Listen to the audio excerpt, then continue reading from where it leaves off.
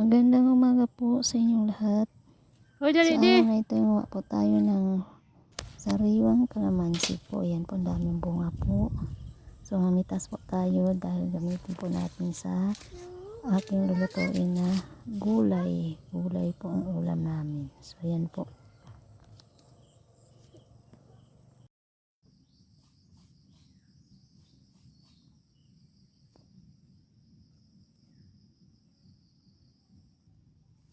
So, yan guys, ang gulay na ihalo ko po sa aking luto.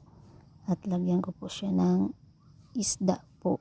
And then, timplahan lang po ng konti dahil hindi po ako mahilig masyadong maraming timpla o maalat po. Simple lang po lulutuin ko. Tsaka lagyan po ng pampaasim na kalamansi po.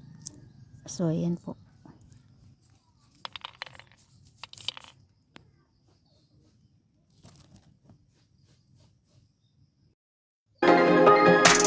Ayan na po. Ready na po. Lulutuin muna natin. Bye-bye.